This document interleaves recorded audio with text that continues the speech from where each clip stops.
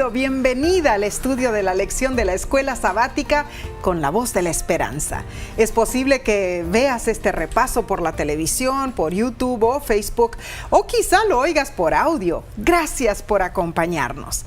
Repasaremos la última lección de este trimestre para el 13º sábado 25 de diciembre 2021. Se titula La resurrección de Moisés. Y como solemos hacer, Nesí, todas las semanas, ¿qué te parece si nos dirigimos a nuestro Padre Celestial? Amén. Padre que moras en los cielos, en este momento estamos con nuestros amigos estudiando juntos las verdades del reino de los cielos. Que todo lo que digamos y hagamos sea para honra y gloria tuya. Y esto lo pedimos en el nombre de Cristo Jesús. Amén. Amén. Este trimestre hemos estudiado, Nesí, a Moisés, la historia de Moisés en el libro de Deuteronomio. Su vida, su carácter y sus mensajes. Así es. Dios utilizó para revelar su amor todas estas anécdotas y toda su vida. Así es. Y ahora llegamos al final de este estudio de Deuteronomio. Y también llegamos al final de la vida terrenal de Moisés, que será un aspecto un poco triste. Así es. El texto de esta semana se encuentra en el libro de Judas, versículo 9. Pero cuando el arcángel Miguel contendía con el diablo, disputando con él por el cuerpo de Moisés, no se atrevió a proferir juicio de maldición contra él, sino que dijo: el Señor te reprenda. Miguel es uno de los nombres de Cristo, según vemos en Daniel 10:13 y Apocalipsis 12:7. Notemos que no es simplemente el ángel principal, no, sino que es el que gobierna a los ángeles. El apóstol Pedro, en 2 de Pedro 2:11, no se refirió a este episodio mencionado por Judas, pero él habló en forma general de la conducta respetuosa de los ángeles en la presencia del Señor. Claro, Judas fue más específico y citó un ejemplo más crucial, el del encuentro personal entre Miguel y el diablo. En Daniel 10:13, Miguel es mencionado como uno de los principales príncipes. Daniel 12:1 dice que es el gran príncipe, y Judas 9, como lo leímos, lo representa como el arcángel. Títulos, o sea, desempeños. Claro, claro. La literatura judía describe también a Miguel y dice lo siguiente: el más encumbrado de los ángeles, el verdadero representante de Dios, el ángel de Jehová. Según el Midrash Rabbah, en el comentario de Éxodo, capítulo 12, versículo 29, Miguel fue el ángel que vindicó a Israel contra las acusaciones de Satanás. Un examen cuidadoso de las referencias bíblicas a Miguel nos permite concluir que no es otro sino nuestro bendito Señor y Salvador, Jesucristo. Eso es correcto, y yo sé que a muchos les cuesta aceptar esto, pero la palabra ágelos es mensajero. Claro. No es en sí una persona, un ser, sino es un título de lo que desempeña.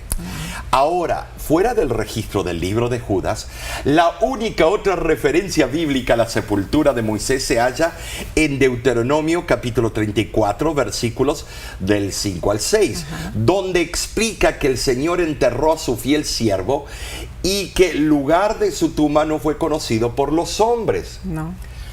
Judas revela que el cuerpo de Moisés fue el objeto de disputa entre Cristo y Satanás, siendo que Moisés apareció con Elías en el monte de la transfiguración. Podemos deducir que el Señor triunfó en la lucha contra el diablo, resucitó a Moisés y lo convirtió en la primera persona que fue objeto del poder resucitador de Cristo Jesús.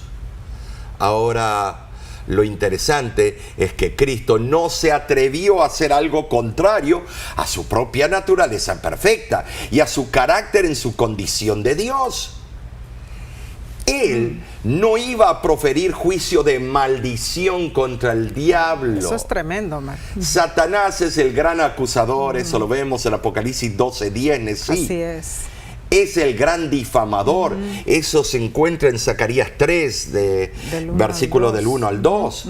Y Cristo nunca podía rebajarse a usar las armas del enemigo, no bajar a las vulgaridades del enemigo. Claro que no, eso es muy interesante, Omar. Vemos en la historia que Clemente de Alejandría, Orígenes y Dídimo de Alejandría afirmaron que Judas 9 es una cita de un pasaje de la obra pseudoepigráfica La Asunción de Moisés. Ahora, ese fue un escrito judío hecho en hebreo y arameo durante el siglo I después de Cristo. Ajá. De esa obra solo se han preservado fragmentos y en ninguno de esos fragmentos se encuentra el pasaje en cuestión. Sin embargo, los eruditos concuerdan por lo general que no hay razón para dudar lo que afirman esos antiguos padres de la iglesia. Pero aclaremos esto.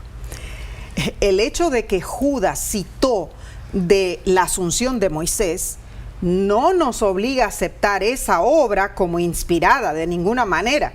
Ahora, si Judas la citó, solo estaba usando el material verídico contenido en esa obra. ¿Por qué podemos estar de acuerdo con esta afirmación? Porque en las Escrituras vemos que Moisés juntamente con Elías aparecieron en el monte de la Transfiguración. Entonces, el evento de Judas 9 realmente ocurrió. Esto es muy cierto. En el estudio de esta semana contestaremos a las siguientes preguntas. ¿Qué tiene de significativa la muerte y resurrección de Moisés? ¿Por qué trae a relucir el pecado de Moisés? ¿Por qué el libro de Deuteronomio cierra con este evento? ¿Y cómo corresponde esto con lo que sucedió más tarde en la experiencia de Jesús en el monte de la Transfiguración? En verdad aprenderemos mucho. Aquí llegamos al final de la vida de Moisés. Omar, Elena G. de White lo expresa de esta manera. Dice, Moisés sabía que había de morir solo. A ningún amigo terrenal se le permitiría asistirle en sus últimas horas. ¡Qué increíble es! La escena que le esperaba tenía un carácter misterioso y pavoroso que le oprimía el corazón. Pero había aprendido a confiar en Dios y con fe incondicional se encomendó a sí mismo y a su pueblo al amor y la misericordia de Dios. Así como la vida y el ministerio de Moisés revelaron tanto sobre el carácter de Dios, así también su muerte y su resurrección, ¿es cierto, Omar? Pero sigamos, Omar, pasemos a la... Es emocionante. Así es, sigamos a la lección del domingo 19 de diciembre titulada El pecado de Moisés, primera parte. Oh, hay primera y segunda, ¿eh? Sí. No hay duda que los milagros eran constantes. Por doquiera que iban los hijos de Israel, hermanos, Dios les proveía agua pura y fresca para la supervivencia del pueblo. ¡Qué bendición! Extraordinario. Pero rezongaban día y noche, niños malcriados. Pero no lo critiquemos a ellos. Nosotros somos iguales. En un nivel no es difícil de ver y comprender la frustración de Moisés por la terquedad del pueblo. Claro. Después de todo lo que el Señor había hecho por ellos, las señales, los prodigios y liberación milagrosa, estaban finalmente en las fronteras del lugar prometido por Jehová, la tierra prometida que habían esperado tanto tiempo. Y entonces, ¿qué pasó? Dios les manda la última prueba de fe. Les faltó agua y comenzaron a conspirar contra Moisés. y Aarón. Tremendo eso. ¿Acaso Dios no podía proporcionarles agua ahora como había hecho por ellos tantas veces antes? ¿Estaba Dios tentándolos o estaba Dios probándolos? Muy diferente tentar que probar. Dios no tienta, Dios prueba. Así es. Por favor, hermanos, claro que Jehová proporcionaría agua. Amén. Dios no los iba a abandonar. Él no te va a abandonar a ti ni a mí. Amén, amén. Pero vemos lo que pasó en Números 20 del 1 al 13. Y habló Jehová a Moisés diciendo: toma la vara y reúne la congregación, tú y Aarón tu hermano, y hablad a la peña a vista de ellos, y ella dará su agua. Y reunieron Moisés y Aarón a la congregación delante de la peña, y les dijo: oíd ahora, rebeldes, ¿os hemos de hacer salir aguas de esta peña? Entonces alzó Moisés su mano y golpeó la peña con su vara 2 veces, y salieron muchas aguas, y bebió la congregación y sus bestias. Tremendo esto. En el caso de Moisés, él reflejó ira personal. Qué tristeza. Más que celo por Dios. Allí estribó su pecado. Con sus palabras, Moisés se exaltó a sí mismo y a Aarón, al paso que descartó a Dios, como si hubiera querido que el pueblo pensara que ellos podían realizar un milagro por su propio poder. Parte del pecado de Moisés fue que golpeó 2 veces la roca. La roca iba a morir una vez en la cruz del Calvario. Tantas similitudes, tantos mensajes en estos hechos. Cuando Dios no le había dicho que la golpeara, él la golpeó 2 veces. Además, Moisés olvidó que su propia actitud y comportamiento debería haber reflejado la paciencia de Dios en su trato con el pueblo. Pero yo lo comprendo. ¿Qué hubieras hecho tú? ¿Qué hubiera hecho yo?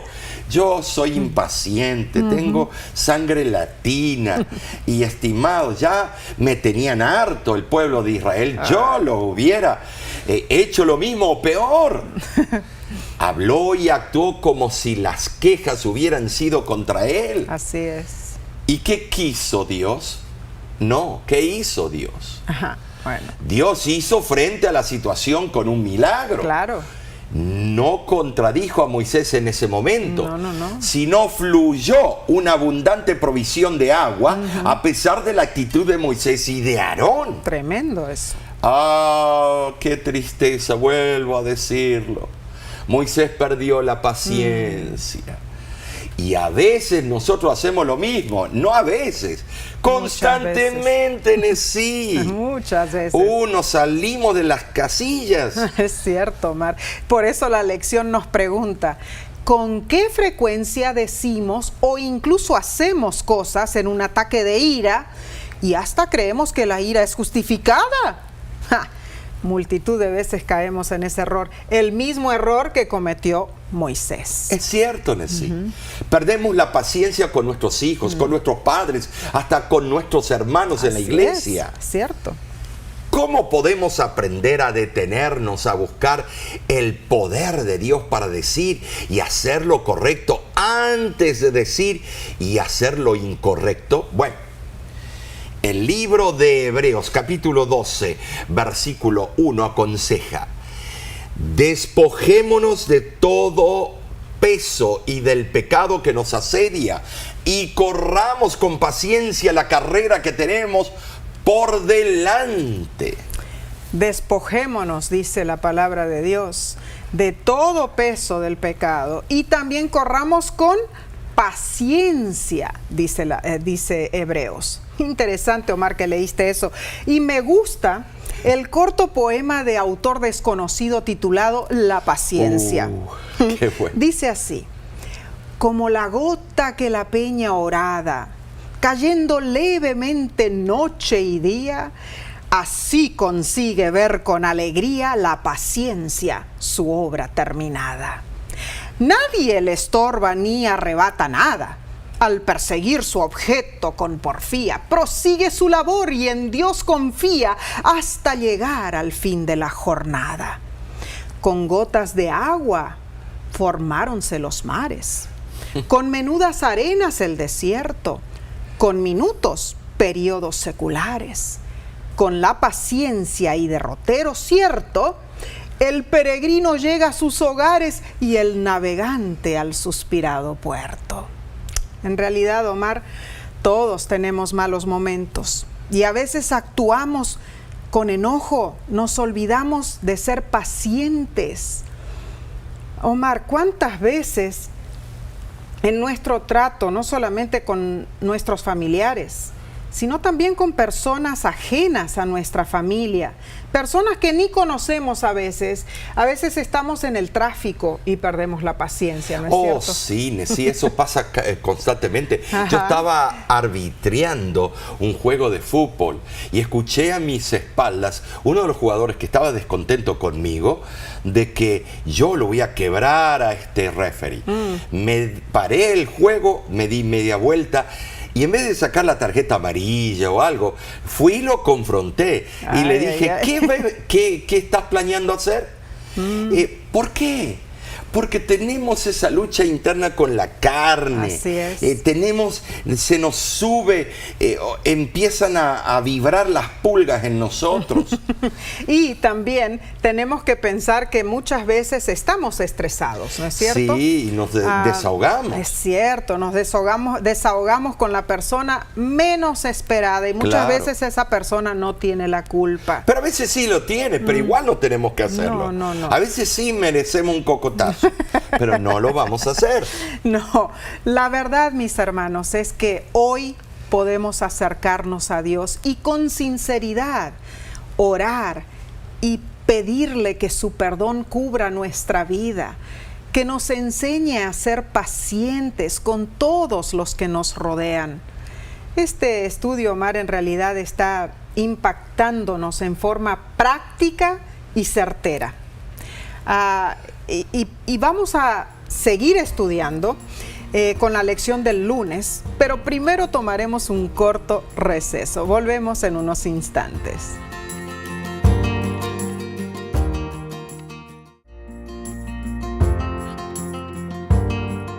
Es una bendición que podamos estudiar juntos la palabra de Dios. Pasemos a la parte del lunes, Omar, 20 de diciembre, titulada El pecado de Moisés, segunda parte. Bueno, para eso, leamos el libro de Números, capítulo 20, versículos 12 y 13.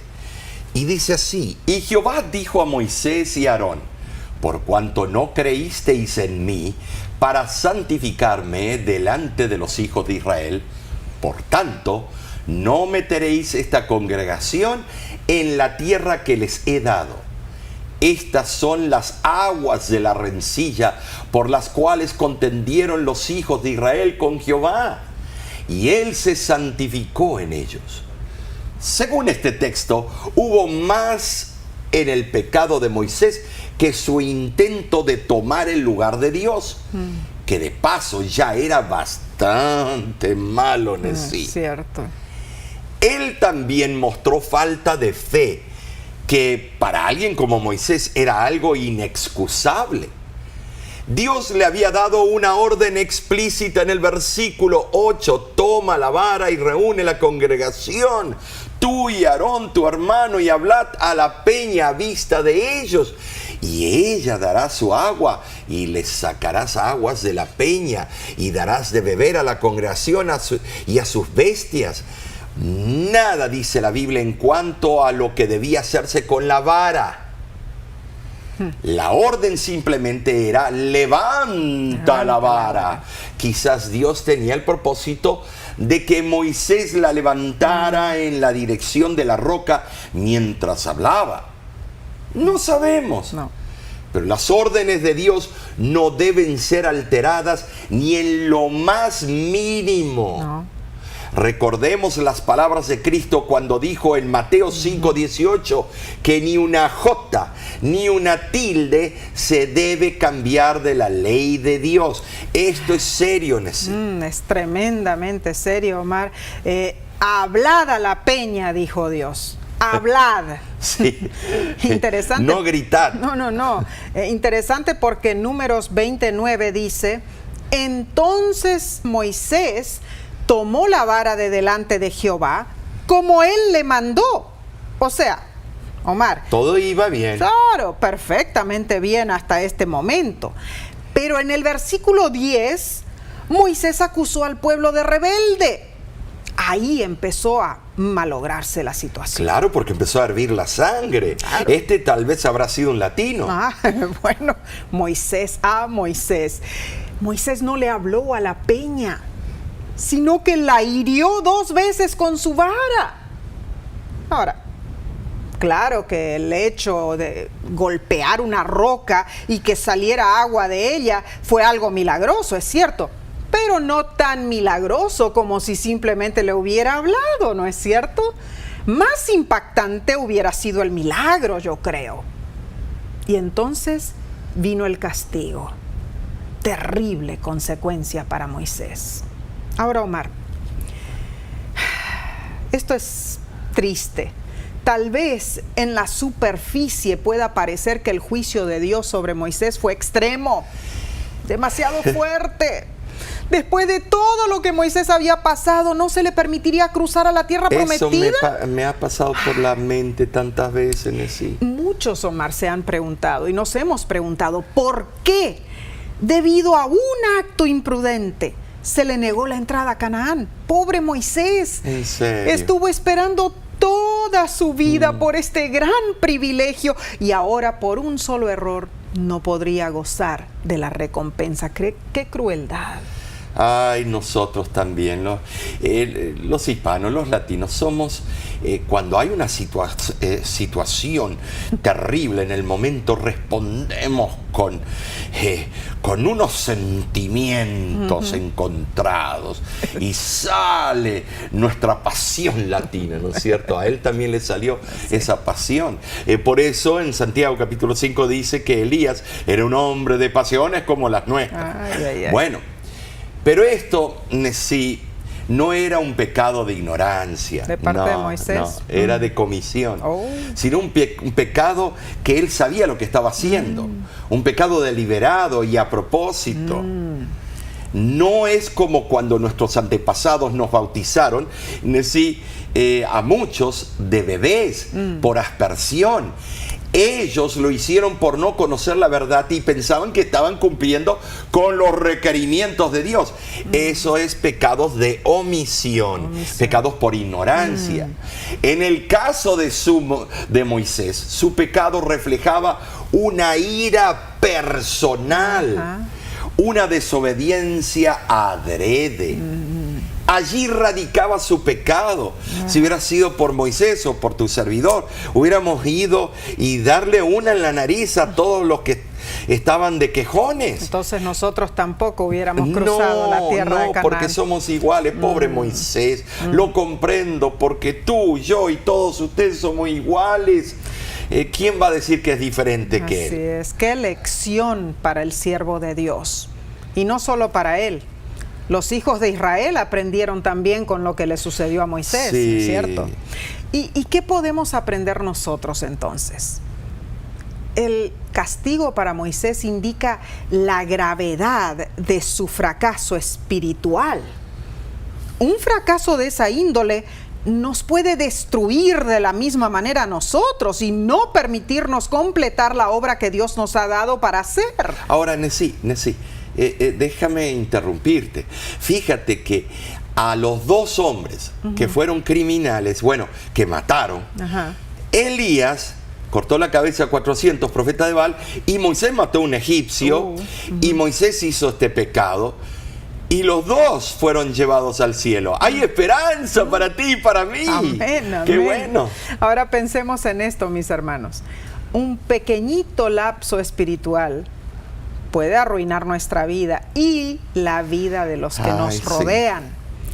Los fracasos espirituales nos pueden llevar a perder muchas bendiciones espirituales y debemos tener mucho cuidado. Es cierto que Moisés, Elías fueron llevados al cielo, ¿no es cierto? Pero nosotros debemos siempre mantenernos en cuenta con nuestro Dios, o sea, saber lo que estamos haciendo, ser responsables por nuestras nuestras acciones. Tener una dependencia continua. Claro, claro. Sigamos entonces con la lección del martes. Se pone bueno esto, ¿eh? 21 de diciembre, se titula La muerte de Moisés. Qué triste, pobre Moisés. Habiendo llegado tan lejos, sí, habiendo pasado por tanto, solo para quedar fuera del cumplimiento de la promesa que Dios le hizo a Abraham muchos siglos antes.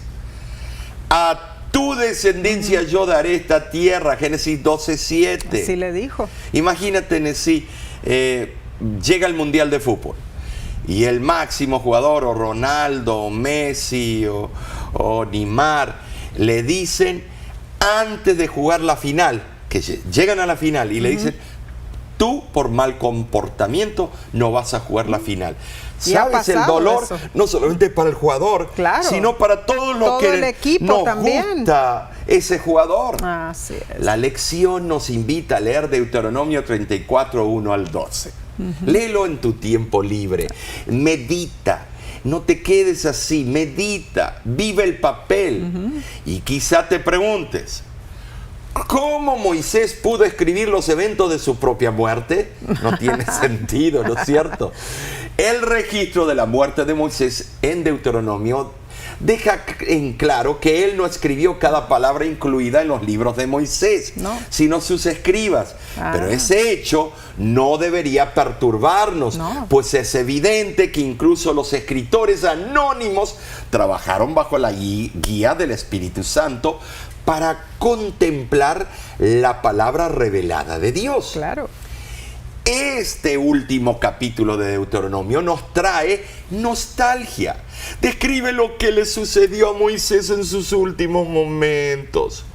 Los eventos fueron los siguientes. Moisés subió al monte Nebo y de allí vio toda la tierra prometida. ¡Qué tristeza! Dios le dijo, te he permitido verla con tus ojos, mas no pasarás allá. Allí, en ese lugar, murió. ¿Murió quién? Moisés. Son versículos muy tristes en realidad. Y me pongo a pensar en nuestra vida, en nuestra experiencia. Y pensando allí en el monte Nebo, Omar, nosotros hemos estado allí, ¿no es cierto? En el monte Nebo. Increíble. Recuerdo que el día que visitamos ese lugar salimos desde Amán, en Jordania. Sí, la capital. Y llegamos al mirador, a la cumbre del monte Nebo. Y vimos lo que él vio. Queda a unos 817 metros de altura. Y era una tarde clara, no había bruma. El sol se estaba casi poniendo y desde allí pudimos divisar lo que vio Moisés. La Tierra Santa. La Tierra Santa. A lo lejos vimos la ciudad de Jerusalén, ¿no es cierto? El monte de los Olivos, desde allí lo vimos. El río Jordán también se ve desde allí. El valle de Jericó, también el Mar Muerto. Yo recuerdo haber cerrado mis ojos y pensado en ver a Moisés allí en ese momento. ¿Qué cosa? Parado allí en la cima del Nebo, con 120 años de edad. Y pudo verlo todo, Omar. Dice que los ojos eran la vista de un joven. Deuteronomio 27 dice que sus ojos nunca se oscurecieron ni perdió su vigor. Wow. Y la sierva del Señor lo explica, explica un poco lo que Moisés habrá sentido en ese momento y dice: en completa soledad, Moisés repasó las vicisitudes y penurias de su vida desde que se apartó de los honores cortesanos y de su posible reinado en Egipto para echar su suerte con el pueblo escogido de Dios.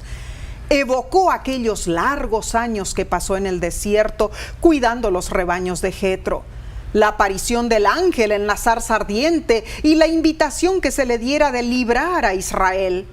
volvió a presenciar por el recuerdo los grandes milagros que el poder de Dios realizó en favor del pueblo escogido y la misericordia longánime que manifestó el Señor durante los años de peregrinaje y rebelión. Mientras Moisés examinaba el resultado de sus arduas labores, casi le pareció haber vivido en vano su vida de pruebas y sacrificios. Hasta el último momento, las fuerzas físicas de Moisés eran tan lozanas y vigorosas como siempre lo habían sido. Increíble. Y el apóstol Pablo asegura que Moisés fue fiel en toda la casa de Dios como siervo. Hebreos 3:5, Nesí. Amén. La palabra griega que aparece en este texto es therapon. De esa palabra vienen los vocablos terapéutica, terapia. El término indica un ministerio fiel y compasivo como el de un médico que vela por un enfermo. Cierto. Es interesante notar que el griego moderno usa la palabra therapon para designar al médico. Entonces, el tierno, amante e inagotable cuidado de Moisés por su pueblo se registra en la Biblia para su encomio y para gloria y honra de Jehová. Y cuenta la Biblia que solo Jehová vio el lugar exacto donde le sobrevino la muerte a Moisés. Al diablo le hubiera agradado muchísimo retener a Moisés en los lazos de la muerte. Y con ese propósito, instigó a Cristo.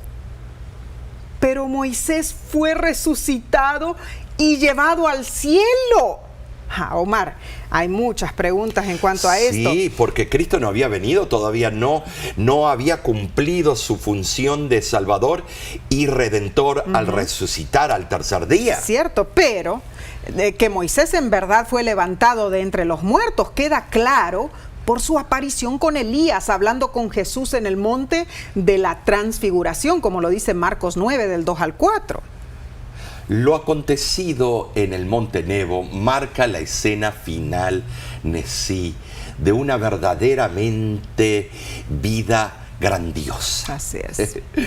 En lo que se refiere a compañía física, Moisés estuvo solo en la hora de su muerte.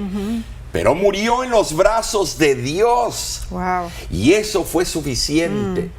La muerte no ofrece una perspectiva agradable, pero sí llega cuando el espíritu de la persona está en íntima comunión con el Espíritu de Dios. Y si llega de esa manera, no hay temor. No te debes preocupar. Aunque uno deba morir en la soledad, lejos de toda ayuda y compasión humanas, si se puede morir en la presencia de Dios, ese es un fin agradable, lleno de esperanza. La paz que inunda el alma de una persona que fallece entregada en las manos de Dios deja un testimonio profundo para los que quedamos vivos y nos alienta a seguir con fe nuestro caminar por esta tierra. Vemos esa paz cuando fieles siervos de Dios se van al descanso. Así sucedió con Elena de White. Después de una larga vida de servir al Señor, en 1915, a los 87 años de edad, ella sufrió un accidente que ocasionó una fractura intracapsular del fémur izquierdo.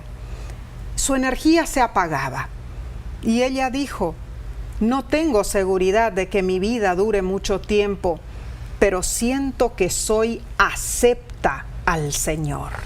Hermosa seguridad de una fiel hija de Dios. Ahora, Omar, yo también recuerdo a tu papá en 1998, al apagarse su vida, después de esa cruel lucha que él tuvo con un glioblastoma multiforme en su cerebro. En sus últimos días de estar consciente, él nos dijo a ti y a mí varias veces: los veré en el cielo. ¿Te acuerdas? Él estaba seguro. Claro. Un hombre lleno de errores, falacias. Tal vez hay personas que pueden apuntar los errores, Pero si Dios perdonó a estos grandes hombres de la Biblia y grandes mujeres, ¿por qué no a mi papito? Claro, claro, alabado sea Dios, porque Él le dio esa paz en el último momento. Veremos a muchos fieles hijos de Dios ir al descanso, así como Moisés. Pero Dios tiene algo mejor Así es. reservado para todos ellos y para nosotros también. Así que no debemos temer la muerte. No. Difícil, ¿no es cierto?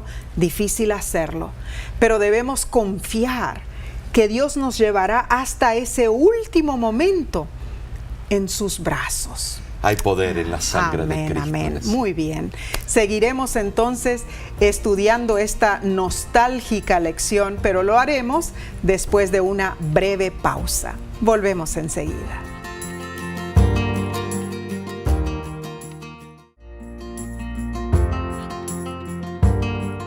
Gracias por acompañarnos. Continuemos, Omar, con este fascinante estudio. Estamos en la lección del miércoles 22 de diciembre titulada La resurrección de Moisés. Y ahora viene lo bueno. Amén. En el libro de Deuteronomio, capítulo 34, versículo 5, nos dice: y murió allí Moisés, siervo de Jehová, en la tierra de Moab, conforme al dicho de Jehová. Moisés falleció, sí, fue sepultado, el pueblo hizo luto, que ahí sí se recordaron de él, y eso fue todo. ¿Sí o no? Bueno, debemos leer Apocalipsis 14:13. Veamos qué esperanza nos da allí. Bienaventurados de aquí en adelante los muertos que mueren en el Señor. Sí, dice el Espíritu, descansarán de sus trabajos, porque sus obras con ellos siguen. La muerte es un descanso de la fatigosa labor de la vida. Así es. Pero en Judas 9 vemos una escena extraordinaria. La muerte de Moisés no fue el final de su historia, ni tampoco será de la tuya. Así es. Él fue primicia de una resurrección especial. Wow. Apuntando ¿a qué? A todos nosotros que somos pecadores, pero que un día vamos a ir con el Padre en el día de la resurrección. Amén. Aunque Moisés era pecador, Dios lo perdonó. Así es. Satanás disputó por su cuerpo, diciendo que sus pecados eran prueba de su fracaso y que no merecía la justa paga. Esto es realmente horrible. Y lo mismo hace con nosotros el archienemigo de Dios. Pero había un plan especial para Moisés. Patriarcas y Profetas lo explica. Como consecuencia del pecado, Moisés había caído bajo el dominio de Satanás. Por sus propios méritos era legalmente cautivo de la muerte, pero resucitó para la vida inmortal. Moisés salió de la tumba glorificado y ascendió con su libertador a la ciudad de Dios. ¿Cuán profundo es el plan que tiene Dios de salvación? Omar, tan profundo es que antes de la crucifixión de Cristo se le otorgó a Moisés la vida eterna. Es que Dios es justo en todo tiempo. Amén, en todo tiempo, y Él cumple sus promesas. Algunos dudan que Moisés fue resucitado, pero Pablo afirma en Romanos 5:14 lo siguiente: no obstante, la muerte reinó desde Adán hasta Moisés. Notemos la palabra reinó, o sea que la muerte siguió sin interrupción, teniendo dominio sobre los mortales. Hasta Moisés. ¿Cierto? ¿Por qué? Porque Él resucitó. Con la resurrección de Moisés, Dios rompió por primera vez el imperio de la muerte. Ahora nota algo en sí.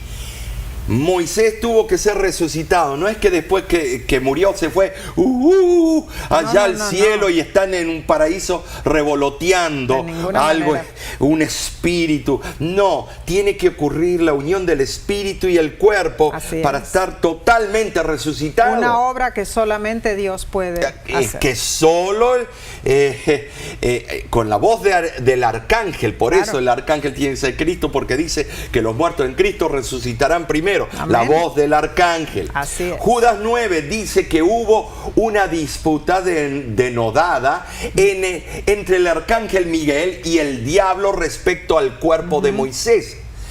No puede haber otro ángel creado que tenga el derecho a tener esa batalla con el archienemigo de Dios, el Padre. Tiene que ser su propio Hijo.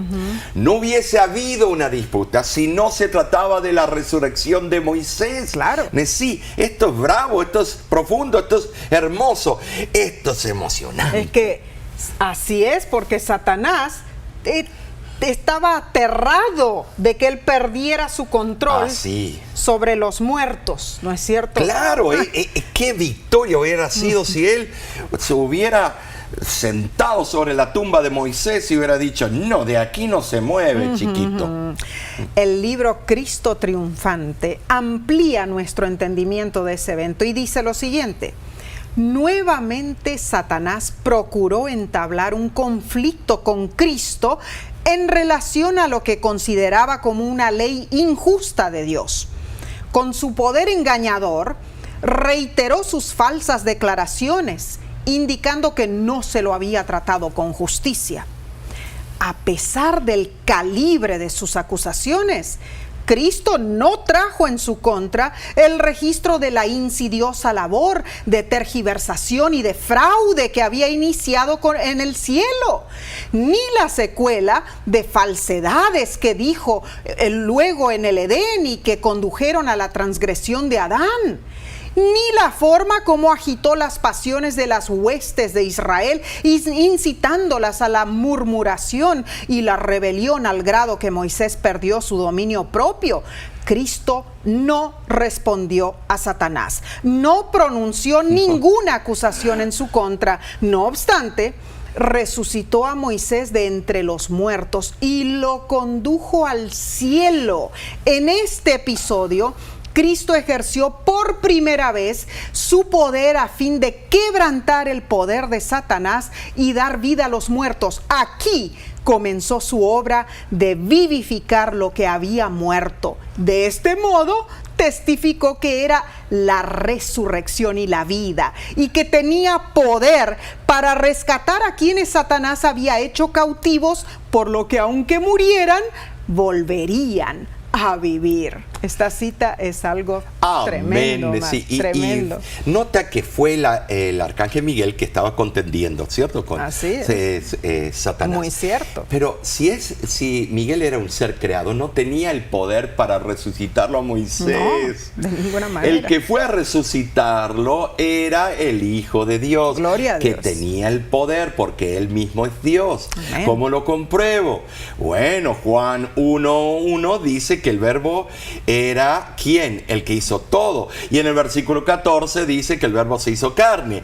Señores, atemos los eslabones. El título Miguel es un título para Cristo como soldado, como guerrero. Ese acto de Jesús trajo victoria sobre las tinieblas. Amén. La manifestación de poder fue testimonio fiel de la supremacía del Hijo de Dios. Así es. Moisés es el primer ejemplo en la Biblia de la resurrección de los muertos.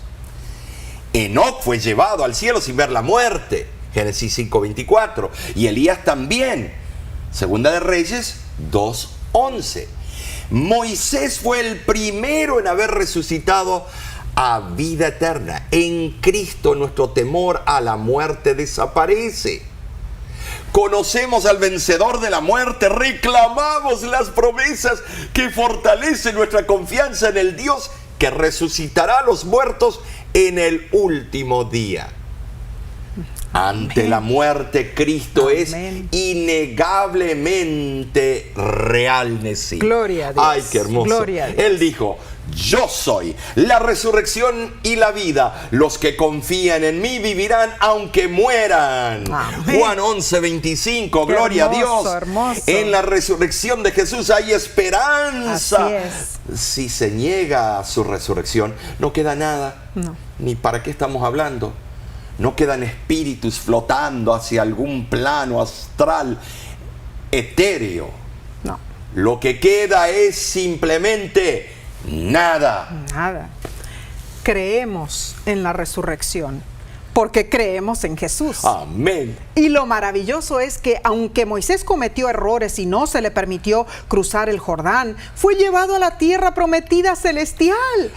¿Cómo pudo Cristo hacer ese milagro por un pecador como Moisés? La respuesta es por amor, por el sacrificio que Él hizo en la cruz del Calvario y por su resurrección. Gloria a Dios por esta Amén, esperanza. sí. Sigamos aprendiendo, Omar. Pasemos al día jueves 23 de diciembre. Se titula La resurrección de todos nosotros. ¡Oh, qué bueno! Ya nos toca el papel. Así es. En 1 Corintios capítulo 15 hay una promesa para todo aquel que se prepara para el magnífico evento de la segunda venida de Jesús. Así es. Y estos son los versículos que leí en el funeral de mi padre. Así es, Omar. Leamos los versículos 13 y 14. Mira lo que dice. Porque si no hay resurrección de muertos, tampoco Cristo resucitó. Y si Cristo no resucitó, vana es entonces nuestra predicación. Vana es también vuestra fe. Pablo explica que si se consideraba imposible la resurrección de los muertos, entonces debía deducirse que Cristo no había resucitado. Por lo tanto, no es posible negar la resurrección general, sin negar implícitamente la resurrección de Jesús. Y negar la resurrección de Jesús implica una negación del cristianismo, o sea, se elimina la esperanza del cristiano de la vida eterna. Y para ilustrar el concepto de la eliminación de la esperanza, en el griego se usa la palabra kenos, que significa vacío, sin contenido, carente de verdad. Esto es una adecuada descripción de la tentativa de predicar el evangelio sin tener en cuenta la resurrección de Jesús. Esa predicación es vacía. Pensemos en esto. Si Jesús no resucitó, el testimonio cristiano es hallado falto por dos motivos. Primero, Jesús declaró repetidas veces que resucitaría. Entonces, si no resucitó, fue un impostor. Número dos, los apóstoles basaban su predicación en un suceso que afirmaban que había ocurrido. Si Jesús no resucitó, ellos compartían la impostura y predicaban una esperanza falsa. No creer en la resurrección invalida la predicación apostólica y la creencia en esa predicación, sí. Claro, muy cierto, Omar. Pablo considera la actitud del escéptico hacia la resurrección. Argumenta la suposición errónea de que los muertos no resucitan. Satanás intenta minar la fe en la resurrección para que los hombres acepten la primera gran mentira, la que negaba la sentencia de muerte pronunciada por Dios para la desobediencia. La serpiente antigua dijo: no moriréis, dijo. Y si el hombre no muere realmente cuando finaliza su vida terrenal, entonces no hay necesidad de una resurrección. Pero si la muerte es una cesación de la existencia, entonces la vida posterior depende de la resurrección. Claro. Si Jesús no resucitó de los muertos, entonces la fe en Él no produce el perdón de los pecados. Y el pecador queda para siempre con su culpabilidad. Tremendo eso, Omar. Semejante suposición no es tolerada por alguien que haya experimentado el gozo de que sus pecados fueron perdonados. Además, está el bautismo, que es símbolo de la muerte, sepultura y resurrección de Cristo. el bautismo perdería su significado si no hubiera resurrección. El punto principal de este estudio es que Cristo Jesús resucitó. Y gracias a su resurrección, nuestra resurrección es posible. Recordemos algo muy interesante también. Omar, a los antiguos israelitas se les ordenaba que presentaran la primera gavilla, o sea, el primer fajo de la cosecha, ¿a quién? Al sacerdote. Al sacerdote. Y la mecía ante el Señor como una promesa de la cosecha que seguiría. Esta ceremonia debía celebrarse el día 16 del mes de Nisan, Así es. o Aviv, Levíticos 23, versículos del 10 al 11. La gavilla mecida de las primicias de la cosecha era un símbolo de Cristo, Ahí está. de la promesa de la gran cosecha que seguirá cuando todos los justos muertos serán resucitados. Amén. En la segunda venida de Cristo. Claro. No olvidemos que Jesús resucitó de los muertos el mismo día cuando la gavilla mecida era presentada en el templo. Interesantísimo eso. Así como la primera gavilla era una promesa de la recolección de la cosecha, así también la resurrección de Cristo es una promesa de que los que depositan su confianza en Él serán resucitados de los muertos. Amén. Y lo asombroso es que la muerte, temida por el ser humano, es solo un estado de inconsciencia. Por ejemplo, no sabemos cuánto tiempo Moisés durmió en la tierra, pero eso en realidad no importa. Moisés cerró los ojos al morir, y si fueron 3 horas o 300 años, para él fue lo mismo. Así ocurre también con todos los muertos a lo largo de la historia. Para ellos, en lo que respecta a estar muertos, no será diferente de Moisés. O sea, la persona cierra los ojos al morir y lo siguiente que sabe es la segunda venida de Jesús. Es algo increíble. La muerte será un solo, yo diría, un breve sueño hasta que el llamado de la trompeta de Dios divida los cielos cuando Jesús regrese y se cumpla la palabra escrita: los muertos en Cristo resucitarán primero, como lo dice la primera carta a los Tesalonicenses, capítulo 4, versículo 16. Hemos llegado al final de este trimestre y del año 2021, increíble, Omar. Gracias por apoyar a la voz de la esperanza, gracias. por estar con nosotros todas las semanas. Es para nosotros un placer, pero aquí no acaba. Viene ahora el año 2022 y viene mucho más. Una temática extraordinaria. Claro que sí. Por eso es nuestra oración que haya sido ricamente bendecido. Amén, amén, Nos amén. hemos gozado aprendiendo verdades inconmensurables, ¿no es cierto?, en el libro de Deuteronomio. En realidad, Omar, fue algo precioso, y estar acompañados de todos ustedes es para nosotros un privilegio. Pero síguenos en las plataformas, en la red social o en los canales de televisión. Escucha, tú puedes compartir con otros la señal. Claro.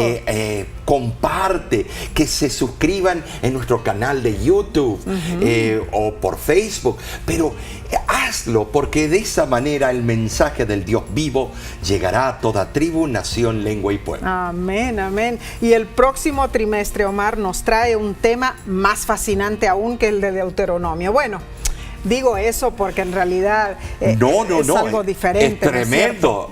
El título general es: en estos postreros días, el mensaje de Hebreos. ¡Wow! ¡Amén!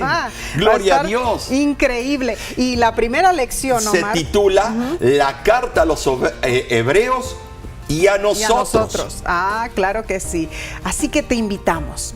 Acompáñanos nuevamente en este nuevo sendero de aprendizaje del primer trimestre del 2022. Y de nuestra parte te decimos a ti: que Dios te bendiga. hasta pronto.